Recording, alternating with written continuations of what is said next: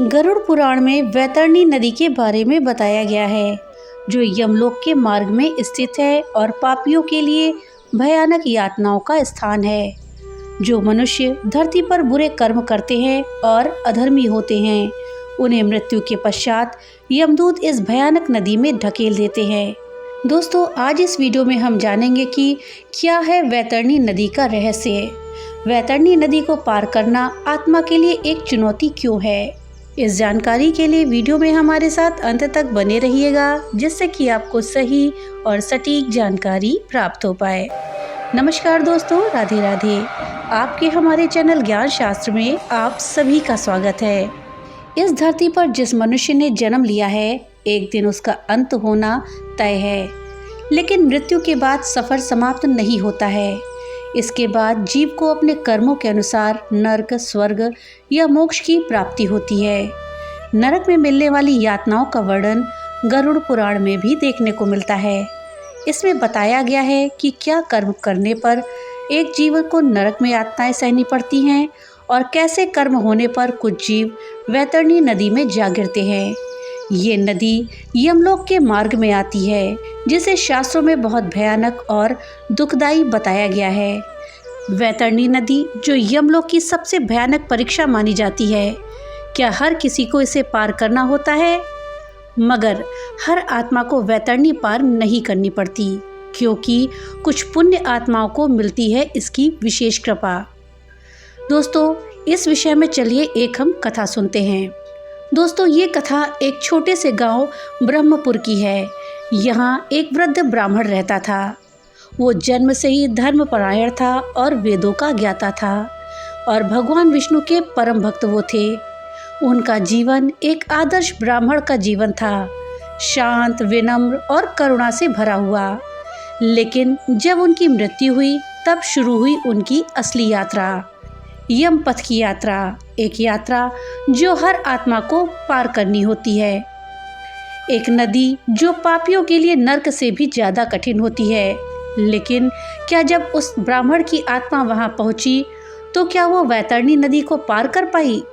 क्या उन्हें स्वर्ग मिला या फिर नरक, या फिर उन्हें किसी अन्य परीक्षा से गुजरना पड़ा? दोस्तों, चलिए हम इस अद्भुत यात्रा को पूरा सुनते हैं। गरुड़ पुराण पर आधारित ये एक सच्ची पौराणिक कथा है। दोस्तों, ब्रह्मपुर में एक वृद्ध ब्राह्मण रहता था। जन्म से ही वो धर्मपरायण था और वेदों का अध्ययन करता था। यज्ञ वन में पारंगत वो था और जीवन भर उन्होंने पूजा पाठ, दान, पुण्य और सत्कर्मों को ही अपना दिनचर्या बना रखी थी। उनका जीवन एक आदर्श ब्राह्मण का जीवन था, शांत, विनम्र और करुणा से भरा हुआ। गांव के लोग उन्हें बहुत मानते थे। जब कोई दुखी होता तो वह उस वृद्ध ब्राह्मण के द्वार पर आता। वो न केवल धार्मिक सलाह देते, बल्कि उनसे जो हो पड़ता वो मदद करते। वृद्धावस्था में उनका जीवन पूरी तरह से भगवान विष्णु की भक्ति में लीन था। प्रातः और सायंकाल तुलसी के पौधे के समक्ष दीपक जलाना, विष्णु सहस्रनाम का पाठ करना और रामायण का श्रवण करना उनका जीवन बन गया था। एक दिन जैसे ही सूर्य की पहली किरणें आकाश में फैली, वो ब्राह्मण तुलसी के पास दीपक लेकर पहुँचे। उन्होंने नमो भगवते वासुदेवाय का जाप करते हुए दीपक जलाया और अचानक उनके मुख से निकला नारायण। ये उनका अंतिम उच्चारण था। कुछ ही क्षणों में उनकी आत्मा शरीर से मुक्त हो गई। उनके शरीर से निकलते ही आत्मा ने एक अलौकिक हल्कापन अनुभव किया। चारों ओर एक शांत प्रकाश फैला था। आत्मा ने नीचे देखा। उनका निर्जीव शरीर तुलसी के पास पड़ा था और परिवारजन रो रहे थे। पर आत्मा को अब किसी प्रकार का मोह नहीं था। वो अपने कर्म फल की यात्रा पर निकल चुकी थी। जैसे ही आत्मा ऊपर उठी, उसे दो दिव्य पुरुष दिखाई पड़े।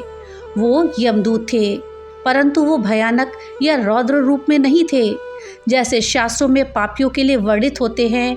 इन यमदूतों के मुख पर गंभीरता के साथ एक दैवीय तेज था। ब्राह्मण श्रेष्ठ उनमें से एक बोला, अब आपको यमलोक की यात्रा करनी है। आप भयभीत ना हो। ये मार्ग कठिन अवश्य है, पर आपके पुण्य आपको मार्गदर्शन दिलाएंगे। आत्मा ने शांत भाव से सिर हिलाया और यात्रा प्रारंभ करी। पहला पड़ाव था वैतरणी नदी। कुछ ही समय में वे एक भयानक नदी के किनारे पहुंचे, काली, गंदी और असहनीय दुर्गंध से भरी हुई। ये थी वैतरणी नदी। इसकी लहरें रक्त, मल और मांस के टुकड़ों से भरी हुई थी। नदी में अनेक आत्माएं छटपटा रही थीं। कोई डूब रहा था, कोई पुकार रहा था, कोई अपने कर्मों पर पछता रहा था। उस ब्राह्मण ने यमदूतों से पूछा, मैंने तो जीवन भर धर्म का पालन किया है, फिर इस गंदे और भयावह स्थान से मुझे क्यों गुजरना? यमदूत बोले, हे पुण्यात्मा, ये वैतरणी है। इसे पार करना हर आत्मा के लिए अनिवार्य है, परंतु केवल वो ही इसे बिना कष्ट पार कर सकते हैं जिन्होंने गौदान किया हो, धर्मपूर्वक जीवन जिया हो और मृत्यु के समय भगवान का स्मरण किया हो। उस ब्राह्मण के मन में शांति आई। उन्होंने जीवन में कई बार गौदान किया था। तभी नदी से एक दिव्य गाय प्रकट हुई। उसका शरीर सुनहरे प्रकाश से चमक रहा था। उसके माथे पर चंद्र चिन्ह था और आंखों में ममता और करुणा का भाव था। गाय बोली, हे भक्त, आपने मुझे गौदान किया था, अब आपको मैं इस वैतरणी नदी को पार करवाऊंगी। वो ब्राह्मण इस गाय की पीठ पर बैठे और गाय उन्हें सहजता से नदी पार ले गई। उन्होंने देखा कि दूसरी आत्माएं उन्हें ईर्ष्या और आश्चर्य के साथ देख रही थीं। दूसरा पड़ाव था चित्रगुप्त का लेखागार। नदी पार करते ही वो एक भव्य भवन के द्वार पर पहुंचे। ये था चित्रगुप्त का लेखागार। विशाल दरवाजे, ऊंची छत और अंदर लाखों ग्रंथों की अलमारियां थीं। बीच में एक विशाल सिंहासन पर चित्रगुप्त देव विराजमान थे। उनके हाथ में एक स्वर्ण कलम थी और सामने एक विशाल ग्रंथ खुला था। चित्रगुप्त ने उस ब्राह्मण की ओर देखा और बोले, तुम्हारे जीवन में कई पुण्य हैं, दान, यज्ञ, सेवा और भक्ति। कुछ पाप भी हैं। एक बार तुमने एक गरीब को तिरस्कृत किया, एक बार क्रोध किया और कभी कभी अहंकार भी किया। उस ब्राह्मण ने सिर झुका लिया। चित्रगुप्त बोले, परंतु तुमने विष्णु नाम का स्मरण करते हुए जीवन जिया है और अंतिम क्षण में नारायण का उच्चारण किया है। ये तुम्हारे सभी पापों का प्रायश्चित है। फैसला हुआ, ब्राह्मण को नरक नहीं भेजा जाएगा, वो स्वर्ग के अधिकारी हैं, परंतु यमपुरी के दर्शन उन्हें अवश्य कराए जाएंगे ताकि वो जान सके कि मृत्यु के बाद की यात्रा कितनी कठिन हो सकती है। तीसरा पड़ाव था यमपुरी का दर्शन। अब ब्राह्मण को एक विशेष रथ पर बैठाकर यमपुरी की ओर ले जाया गया। रथ आकाश में उड़ रहा था और नीचे भयानक दृश्य दिखाई दे रहे थे। उन्होंने देखा, एक आत्मा को उबलते तेल के कड़ाह में डाला जा रहा है, किसी को कांटों पर गिराया जा रहा है, कोई राक्षसों के द्वारा नोचा जा रहा है। उस ब्राह्मण की आंखें करुणा से भर गईं। उन्होंने यमदूतों से कहा, ये दृश्य बहुत ही कष्टदायक है, क्या कोई इन यातनाओं से बच सकता है? तब यमदूत बोले, हाँ, जो जीवन को धर्म, करुणा और भक्ति से जीता है, जो गरुड़ पुराण का पाठ करता है और उसका पालन करता है, वो इन यातनाओं से मुक्त रहता है। तुम्हें ये ज्ञान इसलिए दिया जा रहा है ताकि तुम इस संदेश को आगे पहुंचाओ। अंतिम पड़ाव था विष्णु धाम का द्वार। अंत में रथ एक दिव्य प्रकाश की ओर बढ़ा। दूर से ही भजन कीर्तन की ध्वनि सुनाई देने लगी। स्वर्गिक सुगंध, पुष्पों की वर्षा और शांत वातावरण, ये सब विष्णु धाम की निशानी थी। एक द्वार पर दो दिव्य द्वारपाल खड़े थे। ब्राह्मण श्रेष्ठ उनमें से एक बोला, आपका स्वागत है। आप धर्म, दया और भक्ति के मार्ग पर चले। अब आप भगवान विष्णु के धाम में प्रवेश पा सकते हैं। ब्राह्मण ने यमदूतों की ओर देखा और हाथ जोड़कर बोले, मैं चाहता हूँ कि मेरे वंशज और सभी लोग धर्म के मार्ग पर चलें, इस यात्रा का सब सत्य जानें। द्वार खुला और वो ब्राह्मण आत्मा रूप में भगवान विष्णु के चरणों में लीन हो गया। गरुड़ पुराण केवल मृत्यु के रहस्यों को प्रकट नहीं करता, बल्कि ये जीवन का मार्गदर्शन भी करता है। ये सिखाता है कि मृत्यु कोई अंत नहीं है, बल्कि एक यात्रा की शुरुआत है। आत्मा का सफर, उसके कर्मों की परीक्षा और अंत में मोक्ष की प्राप्ति। ब्राह्मण की कथा हमें सिखाती है कि यदि हम जीवन में सच्चे अर्थों में धर्म, करुणा और भक्ति की सेवा का पालन करें तो मृत्यु के बाद का मार्ग भयानक नहीं बल्कि दिव्य हो सकता है। ये कथा प्रत्येक मनुष्य को एक प्रेरणा देती है कि जीवन केवल भोग के लिए नहीं बल्कि मोक्ष की दिशा में एक सतत प्रयास है, और इस प्रयास में गरुड़ पुराण एक अमूल्य मार्गदर्शक है। अब आइए हम वैतरणी नदी के रहस्यों को विस्तार से जानते हैं। एक बार गरुड़ जी ने भगवान से पूछा कि किन पापों के कारण मनुष्य वैतरणी नदी में जा गिरते हैं। तब भगवान ने बताया कि जो लोग अच्छे कर्मों से दूर रहते हैं और हमेशा पाप कर्मों में लगे रहते हैं, उन्हें एक नरक से दूसरे नरक, एक दुख के बाद दूसरे दुख और एक भय के बाद दूसरे भय का सामना करना पड़ता है। पापी जीवों को दक्षिण द्वार के मार्ग से ले जाया जाता है।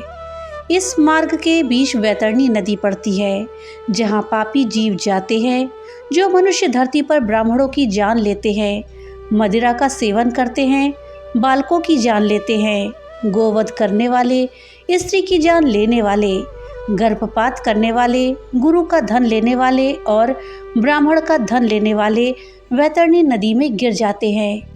जो मनुष्य ऋण लेकर उसे नहीं लौटाते, विश्वासघात करने वाले, किसी को विष देने वाले, गुणवानों से ईर्ष्या रखने वाले और उनके गुणों की प्रशंसा न करने वाले लोगों को खुद से नीचा समझने वाले और उनका सम्मान न करने वाले, सत्संगी से दूर रहने वाले, तीर्थों, सज्जनों, गुरुजनों और देवताओं का अपमान करने वाले, पुराण, वेद, न्याय और वेदांत को दूषित करने वाले जीव, दुखी व्यक्ति को देखकर प्रसन्न होने वाले, दूसरों को दुख देने वाले और दुर्वचन बोलने वाले जीव भी वैतरणी नदी में जा गिरते हैं। ये सभी अधर्मी जीव रात दिन विलाप करते रहते हैं और यम मार्ग में जाते हैं। वहाँ इन जीवों को यमदूतों की मार झेलनी पड़ती है। इसके बाद यमदूत पीटते हुए जीवों को वैतरणी नदी की ओर गिरा देते हैं। माता पिता, गुरु और पूज्य जनों का अपमान करने वाले, वचन देकर ब्राह्मण को यथार्थ रूप में दान न देने वाले, दूसरों को दान करने से रोकने वाले, कथा को भंग करने वाले, अपने स्वार्थ के लिए पशुओं को नुकसान पहुंचाने वाले, मांस भक्षी, शास्त्रों को न मानने वाले, स्त्री का अपहरण और स्त्री का अपमान करने वाले, कन्या के साथ दुराचार करने की इच्छा रखने वाले जो जीव होते हैं, वो वैतरणी नदी में गिरते हैं। ये सभी मार्गों की यातनाएं झेलने के बाद यम के भवन में पहुंचते हैं और यम की आज्ञा से दूत आकर दोबारा पापियों को वैतरणी में धकेल देते हैं। वैतरणी नदी कष्ट प्रदान करने वाले सभी प्रमुख नरकों में से सबसे अधिक कष्टप्रद है। इस कारण यमदूत पापियों को इस नदी में फेंक देते हैं। धार्मिक ग्रंथों और गरुड़ पुराण के अनुसार धर्मी लोगों को वैतरणी नदी का जल अमृत के समान दिखाई पड़ता है और वहीं पापियों को इस नदी में रक्त भरा हुआ नजर आता है। माना जाता है कि वैतरणी नदी 100 योजन में फैली हुई है और इसमें गिद्ध और मछलियाँ भारी संख्या में मौजूद हैं। इस नदी का जल खौलता हुआ होता है और इसमें से गंदगी, दुर्गंध, मांस और कई प्रकार के जीव जंतु रहते हैं। जो पापी वैतरणी में गिरते हैं वो भयंकर जीव जंतुओं और उबलते हुए जल में पीड़ित होकर विलाप करते हैं। इस नदी को पार करना पापियों के लिए बहुत कठिन होता है। पुराणों में इस यातना से बचने के लिए कुछ उपाय भी बताए गए हैं। पुराणों के अनुसार अगर मृत्यु के समय जीव ने गाय को दान किया हो तो उसे वैतरणी नदी पार कराई जाती है। कहा गया है कि इस नदी के तट पर पहुंचने पर एक गाय आती है जो पूछती है कि तुम्हारा पुण्य कुछ हो तो बताओ। जिन्होंने गाय का दान किया होता है वो गाय की पूंछ पकड़कर इस भयानक वैतरणी नदी को कुशलतापूर्वक पार कर लेते हैं। भगवान विष्णु ने गरुड़ पुराण में बताया है कि 7 पुण्य कर्म होते हैं जो आत्मा के लिए स्वर्ग का द्वार खोल सकते हैं। इसमें पहला पुण्य है पिंडदान और श्राद्ध। मृत्यु के बाद आत्मा को परलोक की दिशा में सहारा चाहिए होता है और वो सहारा उनके वंशज के द्वारा प्राप्त किए गए तर्पण, पिंडदान और श्राद्ध से ही प्राप्त होता है। गया, हरिद्वार, प्रयाग, पुष्कर जैसे तीर्थ स्थलों में पिंडदान करने से पितृगण तृप्त होते हैं और मृत्यु के समय में ही वो आत्मा की सहायता करते हैं। जो पुत्र श्राद्ध नहीं करता वो पितृ ऋण में डूबा रहता है और उसका जीवन संघर्षों से भर जाता है। दूसरा पुण्य है तीर्थ यात्रा और तीर्थदान। जब व्यक्ति श्रद्धा से पवित्र तीर्थों जैसे काशी, हरिद्वार, गया, बद्रीनाथ, पुष्कर, रामेश्वरम इत्यादि में स्नान करता है, वहाँ ब्राह्मणों को अन्न, वस्त्र, स्वर्ण या भूमि दान करता है, तब वो अपने पूर्वजों की आत्मा को तृप्त करता है और अपने भविष्य के पथ की बाधाओं को दूर करता है। गरुड़ पुराण कहता है कि तीर्थों में किया गया एक एक जलकण करोड़ों जन्मों के पापों को हर लेता है। तीसरा पुण्य है गौदान। गौ माता पृथ्वी का चलता फिरता स्वरूप है। वेदों में कहा गया है कि जिस घर में गौ निवास करती है वहाँ लक्ष्मी रहती हैं। जब कोई व्यक्ति श्रद्धा के साथ गौ का दान करता है तो वो पुण्य फल रूप में उस आत्मा को वैतरणी पार कराने की सामर्थ्य देती है। मृत्यु के बाद वही गौ आत्मा को पूंछ पकड़ाकर उस नदी के पार ले जाती है, जैसे एक माँ अपने बालक को गोदी में लेकर उफनती धारा पार करती है। चौथा पुण्य है अन्नदान। गरुड़ पुराण में कहा गया है कि अन्नम ही परम दानम।